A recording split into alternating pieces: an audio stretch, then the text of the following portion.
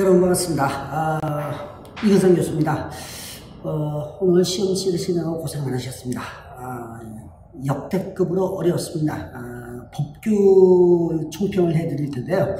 소방 관계법규도 많이 어려워졌습니다. 어려워졌다는 게 기존에 이것까지 소방 승진 쪽에서 나오던 시험이나 안 그러면은 다른 이제 설비기사나 이쪽에서 나오던 조금 디테일한 부분까지 나왔고요.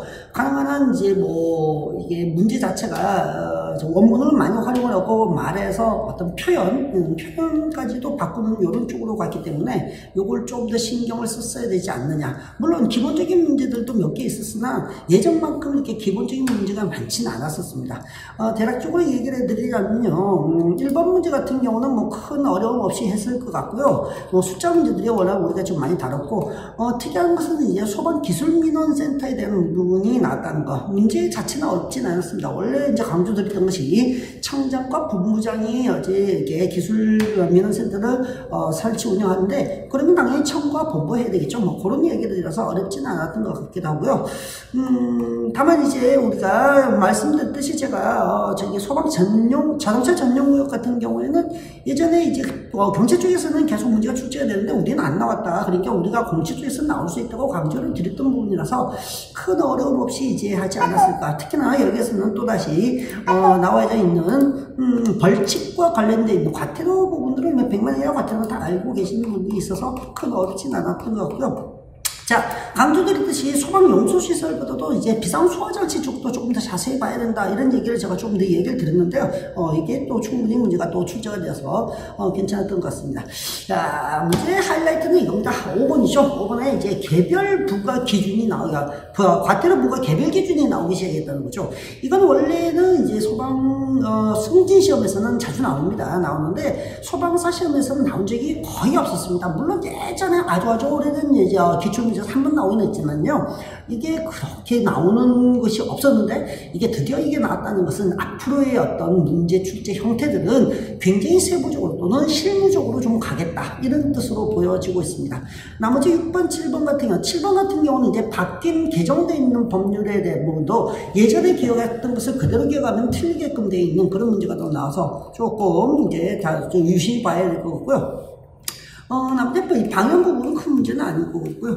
소방특별조사 같은 경우도 사실은 크게 어려운 건 아닌데 반드시 우리가 이런 디테일한 부분들이죠. 구두로 하느냐 말로 하느냐 안 그러면 이제 반드시 서면으로 확인을 받아야 되느냐 이런 차이들 때문에 좀 나왔던 것 같습니다.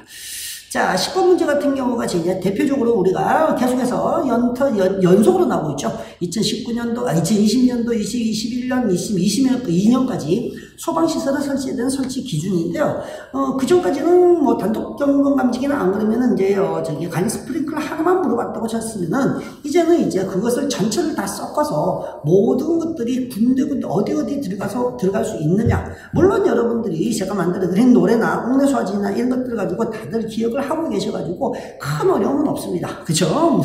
이게 제가 아파트 30층 이상 오피스텔 주고요. 예, 주방 자동차 화장실을 알려드렸기 때문에 크게 어렵지 않게 맞추지 않으셨을까 생각을 합니다. 진도비리라든지 아니면 동영모의고사에서도 많이 했던 결격사유가 한번 나왔고요. 소방시설공사법에서요. 그리고 이제 말했듯이 이제 소방시설공사 책임 감료 배치라는 것이 한 번쯤 꼭 볼 필요 있다고 했는데 충분히 나왔습니다. 그리고 이제 13번에 있는 내용들이 조금 어려웠습니다. 조금 어려웠던 게 뭐냐면요. 우리가 외울 때는 항상 이제 내 20살 왜 콘탐했을까 죄송해요. 이런 걸 하면서 그 두 문자만 계속해서 외웠단 말이죠. 근데 여기에서는 함정을 내준 게 뭐냐면은 위험물 제조수는 제외된다는 거. 이 부분 때문에 문제가 조금 어려운 편에 속하지 않을까. 고민을 좀 만들었을 겁니다만 그 정도 될 거고요. 13번 문제는 제가 워낙 많이 냈던 문제라서 아무 문제가 없을 것 같습니다.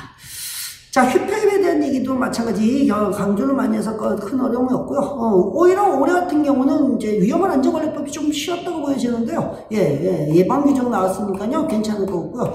그리고 이제 제가 워낙 많이 다뤘던 자체 소방대 문제들이고요. 예, 그리고 이제 18번 문제 같은 경우도 이제 정의에서 나왔을 때 이제는 정의에서 비고적으로 갈 수 있다. 비고적으로 갈 수 있으니까 그거 좀 잘 보자. 그런 얘기 들었으니까 무리 없었을 것 같습니다. 자, 19번, 20번이 우리가 항상 걱정을 했던 별표 규정이었는데요. 역시나 똑같이 제조소하고 오개탱크 저장소 외에는 크게 달라진 건 없습니다. 물론 우리가 너무너무 많이 강조했던 문제들이라서 그쵸? 네, 전체적으로 볼 때 우리가 조금 난이도는 있어졌습니다. 난이도는 있어졌는데, 소방관계법규는 작년에 비해서 확연히 어려웠다. 또 그 정도는 아닙니다. 다만, 과태료가 이제 개별 부과 기준이 나왔다. 개별 기준이 나왔던 것. 요게 하나가 좀 특징적인 거고요. 그리고 이제 좀 더 문제들이 이제 현실화된다. 즉, 이제 실무에서 쓸만한 내용들이 많이 나오고 있다. 작년 기준하고 비슷하다고 보여집니다. 법규 같은 경우는 비슷하다고 보여지니까, 좀 합격선을 날 수 있는, 뭐 물론 다른 과목과 다 포함을 해서 합격선을 잡아야 되겠지만은, 작년 기준과 우리 합격하는 친구들의 대략적인 점수대를 봤을 때, 한 90점, 85점, 90점 정도는 받으면 좀 괜찮은 점수가 되지 않을까. 그렇게 예상이 됩니다. 여러분들 고생 많이 하셨는데요. 어차피 시험장에서는 항상 우리가 당황을 하게 되어 있습니다. 긴장을 하게 되어 있고, 그렇다 보니까 이런 상황이 언제든지 발생할 수 있습니다. 뭐 실수를 할 수도 있고요. 그 다음에 이제 좀 그 순간에 헷갈릴 수도 있으니까. 아무튼 고생 많이 하셨으니까 이제 차분히 또 우리 시험이라는 게 그렇죠. 나만 못 친 게 아니고 다른 친구들은 못 칠 거고 다들 어렸으니까 거기에 따라서 분포도가 나올 테니까 그거 잘 생각하셔가지고요. 체력 준비하시고 면접 잘 준비하시기 바랍니다. 자, 이상 2022년 소방관계법규 총평이었습니다.